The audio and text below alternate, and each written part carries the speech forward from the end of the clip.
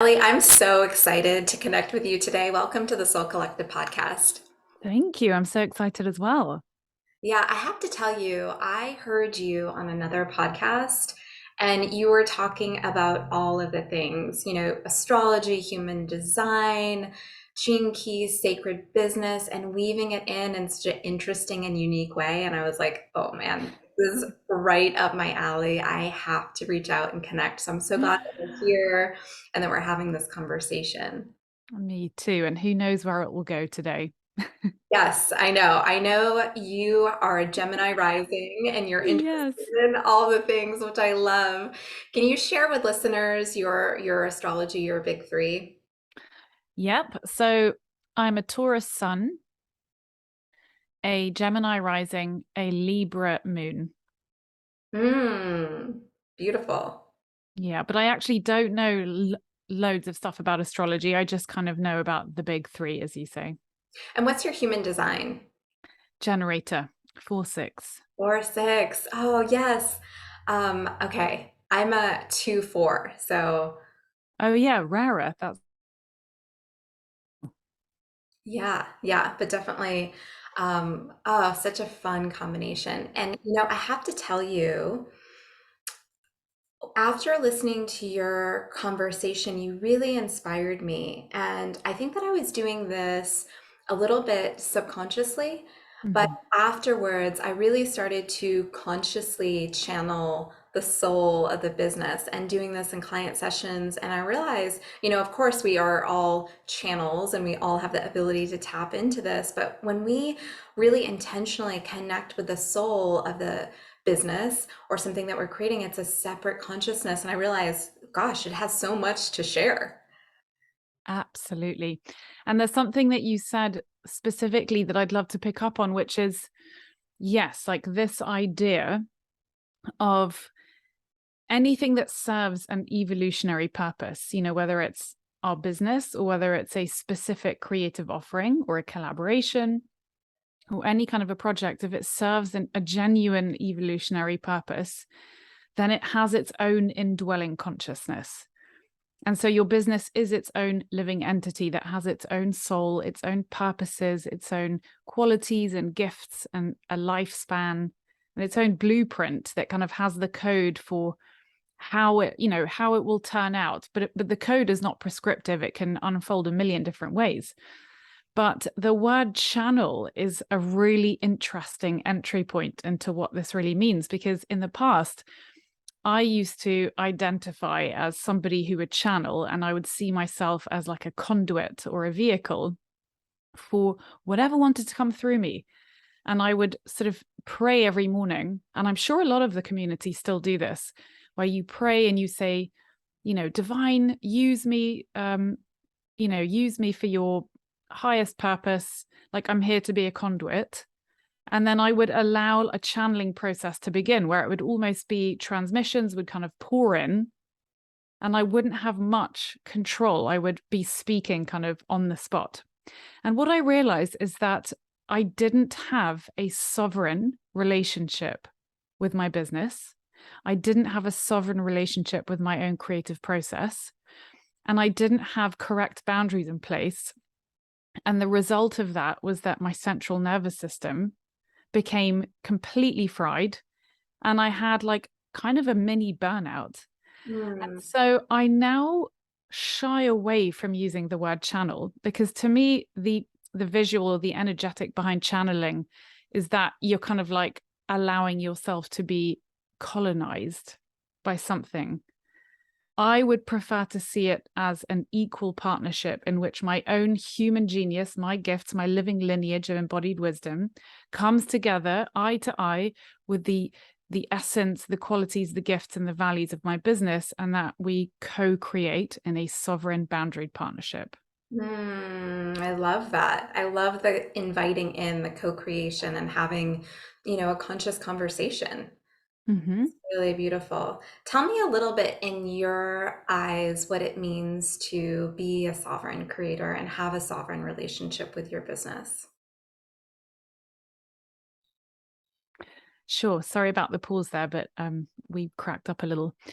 So really, sovereignty, which is a quality that I'm still on a big exploration with.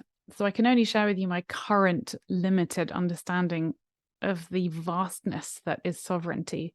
And it's definitely a word that is projected upon and misused and like holds a lot of baggage.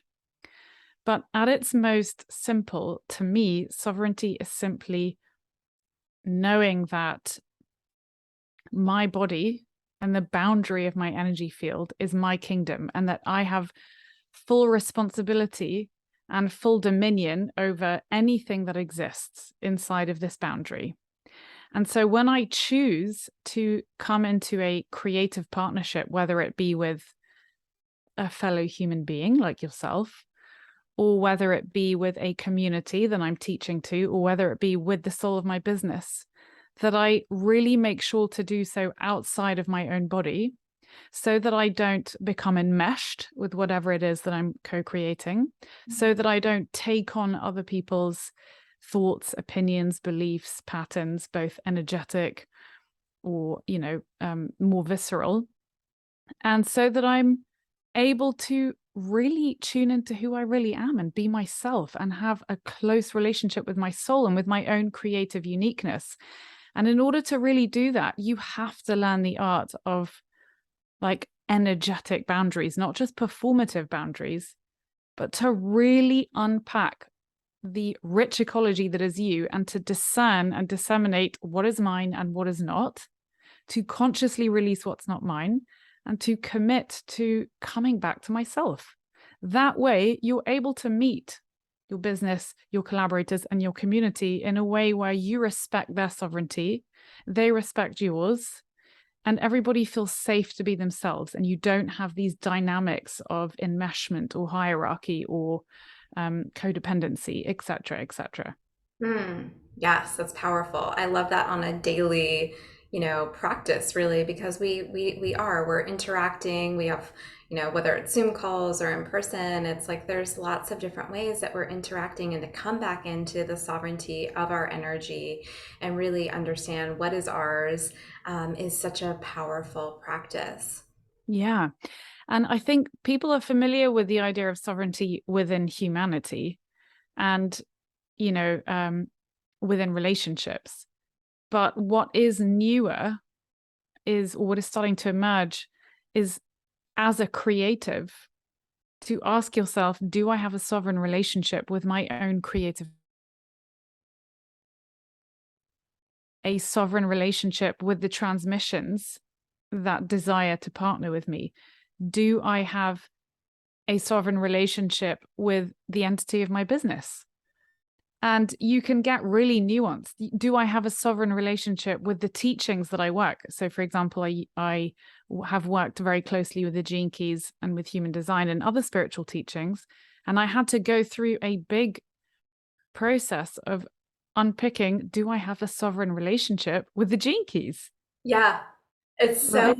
interesting because I feel like there's something that I read recently on your Instagram, which was kind of like a pulling away in a way from some of these different modalities and structural teachings. And it's like, for me, what that evoked is this idea that yes, this knowledge can be so invaluable, and we can have our own unique relationship with these systems, and perhaps a quantum way of looking at and understanding that really embodies who we are as individuals. Absolutely. And the more that you work with your own body and the more you understand sovereignty, the more you understand that these profiling systems that rely on archetypal collections of knowledge, like knowledge-based profiling systems that work with archetypes, they can be quite rigid. And I just don't know where I am right now with understanding myself and the patterns that make up my body, and then finding answers outside of myself in a profiling system. And so, and even if and there are many nuggets within the Gene Keys that are the most wondrous, beautiful, poetic, descriptions of universal truths. And yet, even the way that you actually contemplate those, you can become more sovereign. Do you sit there and allow those truths to come in intellectually, or are you able to sit with those truths outside of yourself and like attune to the heart of them in a sovereign way? Like, there's so many nuanced ways that you can tweak and refine your contemplation, your own process of contemplation. And it gets like, I think you go through a bit of an existential crisis when you really examine the way that you've taken in everything that you've ever known. And you go through an ego death, which is exactly what I've just been through, which is why I'm so passionate about talking about sovereignty. Mm. I love this topic. There's so much there to unpack and explore. And one thing it brings up for me is just, I do love astrology. I practiced astrology, love human design, gene keys.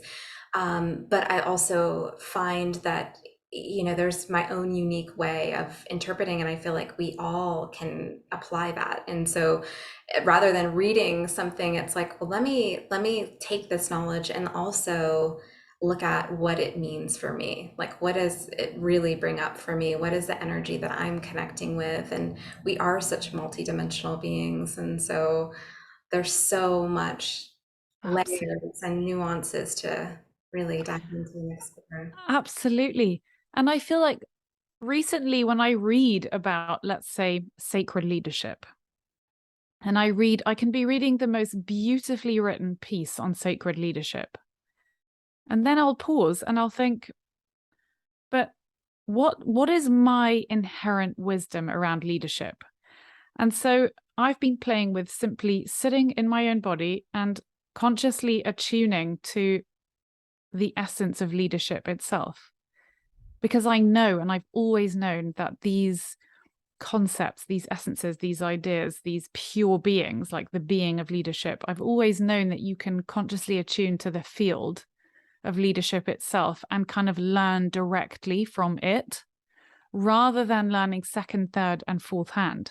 Hmm. And so that way you are learning directly from the source and you can develop your own inherent understanding. And furthermore, by actually allowing your body to attune to the field of leadership itself, you're allowing, because we're a fractal of everything else. So if I know that every cell of my body contains every molecule of the universe, then by definition, I know that the code of leadership, the essence of leadership exists inside of me. And so instead of learning about it cognitively, intellectually, I can simply allow that essence within me to develop and to become more complex and to be felt as a visceral truth inside of me. And that's how I can learn more about what true leadership is. And when you start doing that, you naturally draw away from burying your nose in a book and becoming lost in teachings, because you can find out so much more from inside and from your own direct relationship. Absolutely. And what's coming through as you're sharing is that your life becomes a teaching. You become the Yes. teacher and the student simultaneously. And it's Yes. so beautiful. And it ends up not being a regurgitation. It's really this originality, because there is no Yeah. one size fits all approach to leadership or to entrepreneurship. It's so unique. And the key really, truly, I believe, is to explore what works for us individually. Absolutely. Especially social media. And we have a lot of, spiritual, in inverted commas, new paradigm business leaders in this slightly strange model where you're broadcasting outwards to a community on Instagram. It's this strange like influencer model. And if you're not extremely careful in terms of how you engage with it, you can easily become swept up. You can take on all sorts of other templates and thoughts and belief systems, and it can be really difficult to actually hear your inner voice. It can become impossible. Again, this is where sovereignty comes in, because even physically, when you're looking at Instagram, if you get physically sucked into the screen, like sometimes we leave our body and we go into the screen and we get lost in the soup. And then when it comes to creating your own body of work, how can you create your own body of work if you've not made sure to create boundaries, precious boundaries around that, and to give yourself time and space for focused devotional creation. Yes, if you're just absorbing. I mean, social media is such a rich topic. It's actually Yeah. something that I wanted to ask you about because, it's such an ecosystem where, to your point in sharing, we can get absorbed in the energy that we're scrolling and, receiving, and then where is the creative internal energy when that happens? And, but there's so much there too. I find that a lot of people have this maybe complicated, complex relationship with social media where it maybe they acknowledge that it's a valuable tool of their business, but there's aspects to it that feel depleting. So what are some ways that you've navigated this? Mm, such a good question. Well, practically, I make sure that I take regular breaks. If I'm in the middle of creating a piece of work, like I am right now, and I realize that a particular project, let's say it's a group program, which is what I'm developing right now, and I'm in close communication with the soul of that program, and so I've realized at this point that this program is needs to be the container for this program needs to be around 8 weeks. It's pretty deep and it's pretty rich. So therefore, it's going to require really focused devotion, focused um, attention in order to bring it to life. So I need to leave Instagram for a good few weeks. Mm. That's just one practical way that you can support the emergence of whatever's wanting to come through. Another really important lesson I've learned over the last 6 months or so is around leadership and community, where if you have an Instagram community and you're broadcasting out to that community, which, that's like the business model for a lot of coaches or mentors or creatives on there, you have to look really closely at the dynamics of your community. And you have to take responsibility for the part that you play in that. And you have to look really closely at what type of enmeshments exist between you, what type of energetic boundaries are in place. And I see so many leaders on there who unwittingly are creating a container through their social media in which people come in. So the minute you click on their profile, you're in a container that somebody's set for themselves. And there's like an energetic tone in there of, you need to do it this way. You need to be this in order to belong here. And that can be so subtle. Whereas I'm interested in creating a container or an environment where anybody who clicks onto my page on a soul level feels safe to be themselves and that they belong. And in order for me to create that environment energetically, that takes a lot of work and precision on my part. How do you create an energetic container on your page, which really like sends a message on a soul level to whoever comes in, whatever visitor steps into that door, that threshold of your profile, where they relax and they feel safe and they feel able to be themselves, where they feel able to be in wholeness. And that takes work, precision, and skill. You have to examine exactly where you've participated in enmeshment. And you have to come into a completely different relationship with your own leadership and with the quality of influence. And you have to know the difference between performative and energetic boundaries and containers and all that jazz. But it's a wonderful exercise. And it completely changes everything that you create, because you realize how few truly safe spaces there are in this world, and also in all the creations that come out of the world of Instagram. Yeah, this is such gold. I love this conversation so much because what is evoking in me is almost setting such a clear intention of Yeah. what your specific container for social media is wanting to embody. Yeah. And Yeah. I feel like it might be different for everyone. I mean, I think Mm-hmm. safety and feeling welcome, feeling the sense of belongingness is such a valuable, tenant. And I feel like for some, it might be where you really want it to be more of an edge. Like you want that container to feel like it's challenging people or it's activating people in a way of questioning, and I feel like we all perhaps have a different, energy that we wish to embody, but really, really being mindful about what it is that you want to energetically embody in your social media container. That's such a beautiful gift. Absolutely. And even if, because I agree with you, I've thought about this so much about how everybody, because every business ecology and every human, like every business and every human is unique. And so the specific creative partnership between you and your business is unique. And it has, you guys, we have our own kind of agreements in place for what we're there to co-create.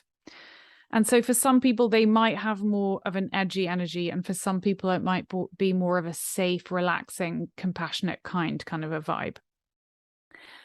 But even if you intend to create a space in which you're creating a space for people to come into deep self-inquiry and to question everything, and like that can be a tumultuous experience for somebody, like in a good way. You're facilitating transformation.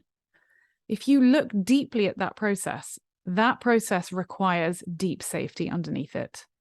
And I pretty much realized that every single process, every single intention that serves an evolutionary purpose needs a container of safety underneath it, in which somebody feels safe to be themselves. Because only when you have safe foundations underneath you and you're being held in the field of wholeness, are you able then to ask difficult questions of yourself or examine controversial, confronting themes, to be triggered, to be activated, to be excited. All of these different energies require a container of wholeness underneath them. It makes so much sense energetically. I mean, our roots chakra is at the base of our main chakras, column. And so that safety is so evolutionarily necessary. You're absolutely, Very good point. yeah, yeah. But it's amazing because I'm just thinking so much energetically. We think a lot of times about the tangible, like the output, what are we going to post or, share on social media? But I love thinking about it from an energetic perspective because I feel like there's so much that even beyond what we're sharing, people pick up energetically. We're vibrational beings. And so that even the energy behind why you're sharing and when you're sharing and how you're feeling when you're sharing, it's like we all pick up on that. 100%. And I've really realized that like energy doesn't lie. Essence can never be misinterpreted by the body, both the emanator of the essence and the receiver of the essence. And this is a crucial step in looking at, for example, the creative process. If you're trying to bring a creative project to life, you're bringing it into form, or you're trying to manifest something, every single molecule of what you're creating has to be in harmony with your inner being. And so, like, every nuance of your intention behind creating it has to be true. And so you're right, like, not only are energetics like the most important and invisible and yet very viscerally felt element behind every intention, but they're actually like the full-on raw material fuel for anything being successful. So it's incredibly important. And you don't need to be an expert with energy. You just need to be radically honest with yourself. And you need to have the courage to look deeply at every facet of yourself that comes up alongside your business. And that's the whole tenet. That's the central tenet of sacred business, of sacred entrepreneurship, is that your business is holding a loving field for you to examine and to grow, to examine yourself and to grow along with your business. And if there's even one tiny part of you that's unresolved, it's going to, that unresolved trauma or sense impression or whatever, that unhealed facet of yourself is going to exist as a little block, as a kink somewhere in whatever it is that you're trying to create, whether it's a brand, whether it's an offering. And it's going to be like a kink. And so Mhm. you have no choice but to become a master of your own energetics if you really want to see sustainable success in the world of sacred business. I totally agree. I feel like being an entrepreneur is a crash course in energy because we Yes. just naturally become so attuned if we're listening, if we're paying attention. And I'd love if you could share a little bit more about what you mean about our businesses hold a loving container. Mm. Oh, it's such a nice, comforting concept. And like we talked about, this is the foundation of sacred business is that if your business is there to serve an evolutionary purpose, if you really commit to being of service to the whole with your creative endeavors, then by definition, you awaken this like indwelling consciousness in your business that exists, in the realm of miracles and is heavily invested in your success, both as a human being and as a creative partner. And loving field and is always holding an unconditionally loving field for you to evolve and to grow into the human that you were always meant to be. And furthermore, the specific trajectory of all of your creative offerings are a direct kind of mirror and partner to that. So everything you create on that journey together will mirror the processes that you're going through in your personal life, in your, in your real life. And so the whole point of sacred business or the path of sacred entrepreneurship is that nothing is off the table for transformation. And we don't have this thing where we separate our business from our like tangled relationships or our worries about our body or our health problems. It's all interrelated.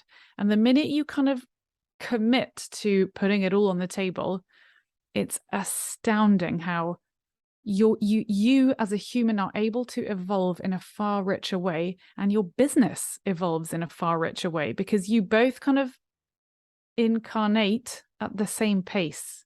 Like your business can only evolve if you allow yourself to evolve, and vice versa. Mm. That is such a comforting way of looking at things. First of all, I just have to say, I mean, you shared so much there that I just want to unpack and explore. But first and foremost, just this idea that our businesses hold a loving container, because I will share quite transparently, there have been moments on my journey where I felt like I was letting my business down, not Oh having the yeah. energy of like all of these ideas and beautiful, but, not being there in my own evolutionary growth. And I feel like to be able to look at it as, we are evolving together is such a Yes. powerful way. That really melts my heart what you say about letting your business down, because you can't let your business down. And I so understand that sentiment of we are taught that it is up to us to nourish and nurture our business. So we're almost taught to see our business as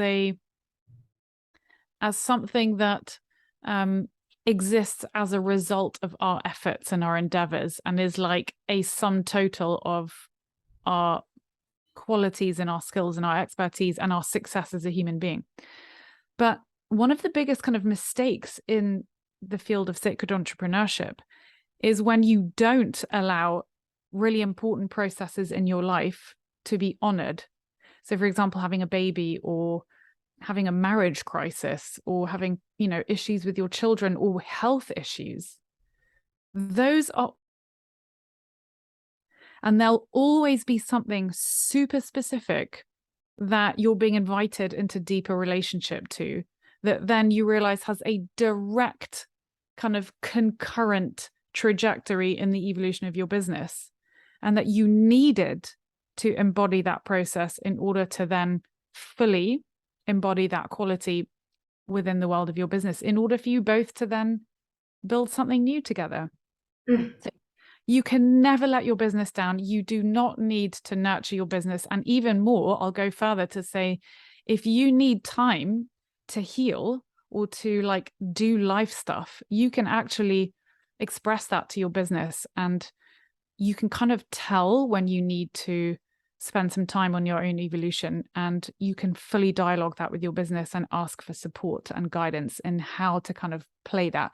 What you definitely need to make sure is that, because you can end up having a very enmeshed relationship with your business where there's not enough sovereignty, not enough separation, and then you'll find that your life stuff does affect the evolution of your business. But that's not because you have power over your business, it's because you haven't created enough of a boundaried relationship, and you're kind of cock blocking your own business with your inability to keep things in harmony with one another.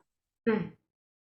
So good. Yeah, I love this idea of having a dialogue with your business. And I feel like one of the most beautiful qualities as an entrepreneur is patience, is this idea of allowing things to integrate and unfold in a way that really matches your own cycles of growth and evolution, and is really honoring of that. And this is something that really bothers me in the coaching space. And just this is one example, but I see this so much with clients, is like wanting to be further along in the process, or wanting to like really have, this big, seeing all the vision of what's possible, and feeling like, oh, well, because a lot of times with what's being shared, it's like, yeah, I just, exploded my business, like, and that is very rarely the case. And I found this so much with working of, businesses, entrepreneurs, it takes time, and we have to be patient with the process. Oh, yes, I agree with every word. And the other thing is that these glorified quantum moment take a massive toll on your body. And I know, because I quantum leaped last spring. I went through a specific quantum leap, and it literally like colonized my body. And I had to burn so many structures that I'd built. And it was a very messy lesson at the true cost of, 10xing your income in like 30 days. Because you have to really look, if you have a desire to 10x your income in 6 months, like so many people think that's what their desire is, like you say, then you have to look really carefully at, does the current state of your business, do you have the correct infrastructures and frameworks in place to receive and hold and contain a sudden enormous jump in your income? Do you have the internal capacities and skills as a human being, in order to receive and contain that type of income? Is your central nervous system settled and robust? Are you, and it's almost always, when you quantum leap, by definition, if you quantum leap, it means that you haven't grown into, you're not at your natural pace, and you always pay some kind of a cost. So I think it's really important to speak to that, and I'm glad you mentioned it, and I see that being spoken on a lot more. I feel like you've probably noticed too, there's like two conflicting schools of thought in the coaching industry, and it's not that we need to make one or either of them wrong, but it's just I will always be a spokesperson for slow, sustainable, successful growth. Yeah, that's such a great point. And I'm just thinking about my own journey, as like I started out really experiencing a good amount of growth and abundance, and then having a really big shift where things felt like they came to a halt. And I know that it was because what needed to be built was a new energetic foundation, Mm. you know, Mm-hmm. really building that structure and support that would support growth and ease. And so I felt like that was such a blessing for me. And it's like, sometimes we don't see all the beauty that's happening under, I always compare it to like roots growing into the earth, because, that is what's taking place when we have the time to focus on ourselves, focus on our own evolutionary growth. Absolutely. And it's like, you can't shortcut the journey that your soul, the exact journey that you need to take in order to truly hold and contain the desires that you have that are in alignment with your soul's purpose. And you don't have to follow the voice of your soul. In fact, it's, there's a lot that conspires to block the unfolding of your soul's path.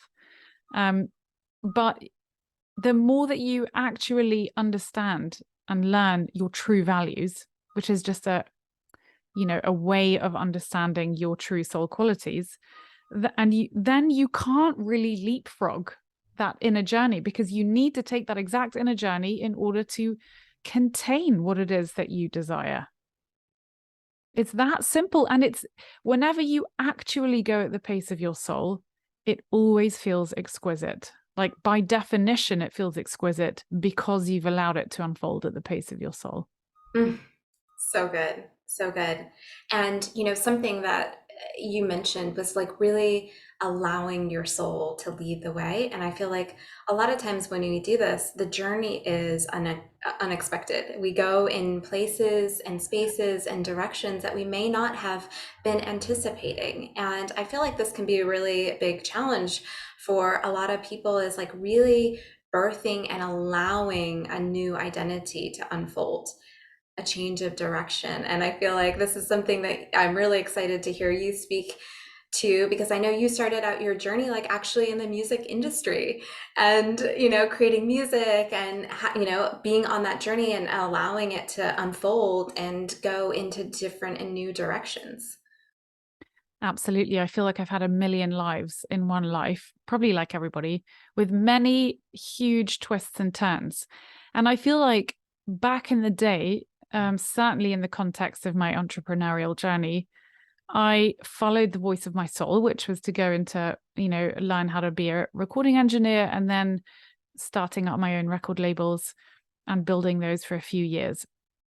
But there was so much about the way I built those that was in direct conflict with my values and with the voice of my soul, that it crashed and burned in so many different ways. I mean, really dramatically, and then also just really like passive aggressively. And so those were dramatic twists and turns. And there were, real like shifts that I didn't see coming. Now that I am in a far more intimate relationship with my soul, and more of my soul's presence has unfolded in my physical body, there are no unexpected shifts.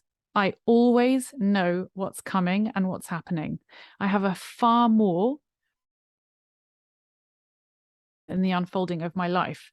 And so I actually don't even really subscribe anymore to the idea of, who knows where my life will take me. I mean, of course, my life is a mystery. The unfolding of my life is a beautiful mystery, but it's at a pace that I feel like I'm right there at the threshold every single day.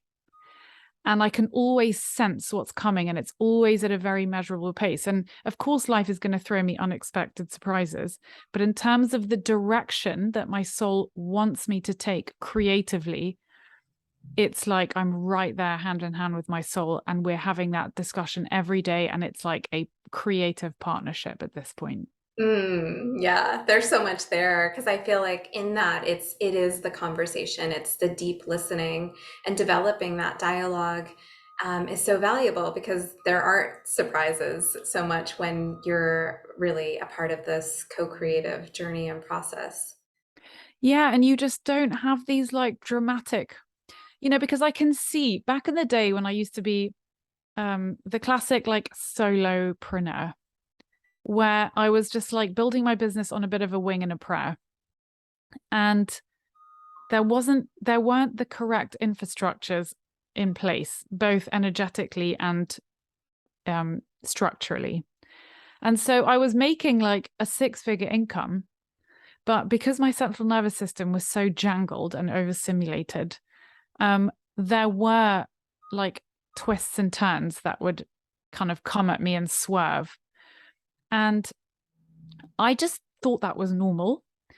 And now it's like there are still incredible, intricate and complex developments and unfoldings every single day, but I feel like I'm standing at the threshold of them, like I said. And the difference is that it's not just a dialogue with my soul. It's like more of my soul's presence is actually in my body. Mm. And so I've become closer to my soul. It's like I've learned how to be my soul and to invite more of my soul into my body. And it really is an energetic thing. It's not a performative dialogue. It's like you don't have to learn how to come into closer union with your soul. You just have to invite it in. And it has to be a consistent daily practice. Mm. Are there any tools or books or teachers that have been, instrumental in this journey? Absolutely. So the teacher who has most changed my life and who is my current teacher is Hiro Boga.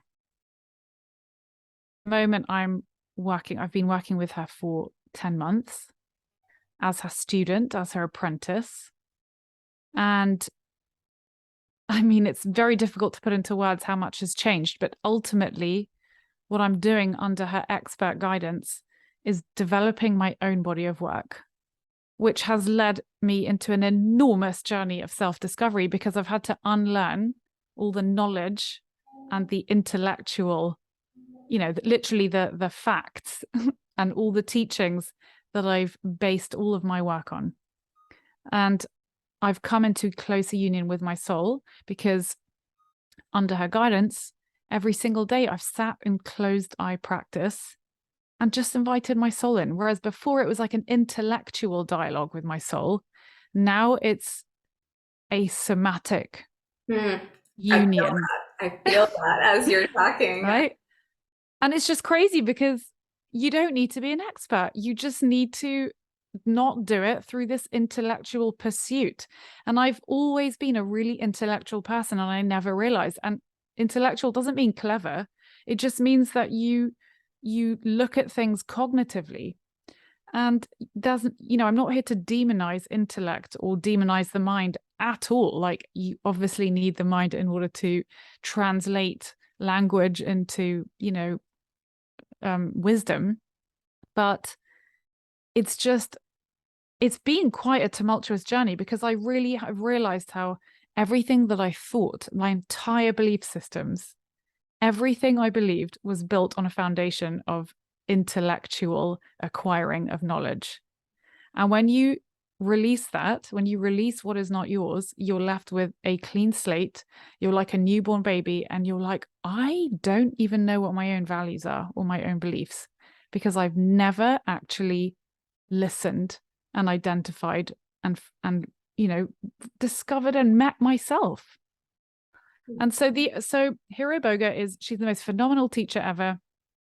Even if you go on her Instagram and you read what she writes there, she's releasing a book of poetry in September that I've just been reading yesterday, which is exquisite. She's the most amazing writer on the planet, but ultimately her whole work really rests around this idea of coming into closer union with your soul. And I just want to repeat, you don't need to be an expert, but it's not an intellectual exercise. Your soul cannot communicate with you through intellectual means. It's always going to be a somatic felt experience. And that is the key to creative uniqueness, to coming into right relationship with leadership and with all of the juicy entrepreneurship. I love that so much. And what it brings up is just this excitement around, the sacred journey that you're on and what's emerging and, allowing yourself to be in that creative process and allow what your soul is really desiring to express to come forward. And, oftentimes we don't give ourselves that time and space. Like you said, if we're intellectualizing or there's so much to learn about and it's so exciting. I definitely can relate to that. It's like, wanting to discover and to learn, but really taking the time to listen to our own innate wisdom and to explore and let that come forward. And then, the second part is it's just so interesting to observe who we're drawn to work with. And I think that is such a sacred journey to embark upon, whether it's a coach or a mentor or someone. I mean, there's so many different facets of life where we can use help and support, and it's just we're drawn, and that is a sacred journey. Oh my gosh, absolutely. And, it's a real fine line between exploring somebody as a collaborative partner, because there's a real role in mentorship. And this is going to sound blunt, but I believe that most people don't have an effing clue how to work with the quality of mentorship. Mm. But when you do find somebody who really embodies the quality of mentorship, which is different to coaching, which is different to teaching, and which takes no responsibility for your transformation, which it's an incredibly nuanced, highly skilled art form. And when you find somebody to do it with like that, it allows your own body of wisdom, embodied wisdom, to emerge with enough space around it so that somebody can hold space for that, but that you're not, taking on their body of wisdom as your own. It allows you the courage, like on a soul level, it allows you the courage to really explore who you are, because it is an incredibly discombobulating journey to release everything that doesn't belong to you and to actually see what emerges from your own soul. I cannot tell you how terrifying it's been for me. Like, you're really meeting me today at a threshold moment in my own creative trajectory. And so to find somebody and expertly hold space for that, and who is connected to the field, because the field of transformation has its own indwelling intelligence, it has its own consciousness, and it is what holds space for our transformation. That is not the job of your mentor. Your job as a mentor is to be connected to that field and to understand how to hold it and stay attuned to the sacred and open up collaborative exploration with you in a way that allows you space to emerge. And so if you can find somebody like that, I mean, it's just the most precious thing that somebody can do for you, or Hmm. with you.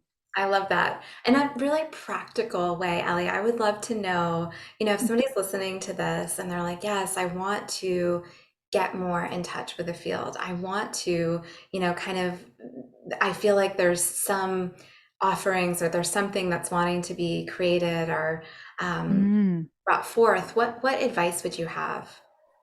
Yeah, really good question. Because I think it's such a simple thing, is learning how to attune, to your business, learning how to attune to your soul, learning how to attune to the sacred, learning how to attune to the soul of your creations. And ultimately, the most important thing is that these entities exist outside of your body. So number one is to sit in your body, to bring all of your attention and your energy into your body, to close your eyes, to, exist in the central column of your body. And then to simply invite in and to effortlessly attune to the soul of your business. And attunement is very natural. It's simply to sit in the presence of something. But you have to do that. You have to keep it outside of your body.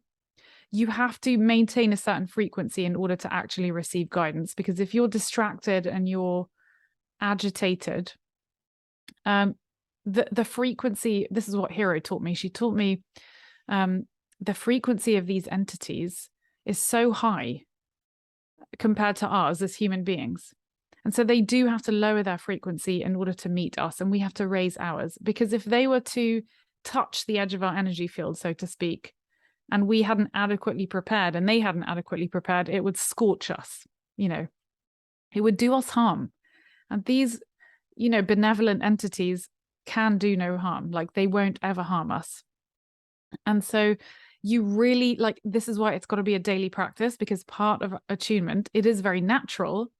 And it's not, the biggest sort of block to attunement is your mind, and also not trusting the guidance that you receive. But ultimately, attunement gets more and more granular, and you get more specific information. And you simply do that by attuning to the sacred first. If you close your eyes and you just intend to attune to the sacred within and without, you feel your frequency change. You immediately that, and then you connect to the field of love, and it's in that field that you're able to sit in dialogue with the entity of your business, with the soul of your business, and then to be able to sense and nuance essence. You like sense essence, and then it's up to you to translate that essence into tangible form. Mm, love that so much. I want to ask you about abundance because I know it's something that you have shared about. And actually, the Gene Keys has a beautiful gene key that is super abundance. And I love the energy and the frequency of that transmission. It really, talks to, something that you were sharing about earlier, which is when there is an evolutionary intention behind what it is that we're creating, that the universe conspires to support that. And the universe is inherently abundant. We see this in so many ways. And so sometimes, like what you're sharing about attunement, I feel like abundance is something that we need to learn to attune to.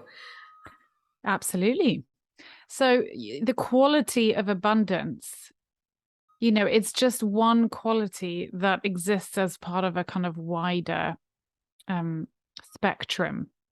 So if you were to, if you were to just effortlessly attune to source or attune to the sacred, we can feel that abundance is a sacred quality, and is like one of the kind of qualities that emanates off the sacred. And so again, like back in the day, I would have probably responded to this with a highly intellectual riff about abundance. But ultimately, what's important is not to learn more about abundance or to even change your perspective about abundance. It's to embody more of the quality of abundance in your body, in your root chakra, and in every cell of your body. So how can you do that? Well, you can consciously attune to the soul of abundance. You can sit opposite the entity of abundance, the deva of abundance, and you can ask to embody more of its qualities in your life. You can, we all know, like Earth, like planet Earth definitely has abundance woven into the very fabric. And so you can put your feet on the earth and you can consciously partner with the energy of abundance and ask a very effective somatic way to work with the quality of abundance.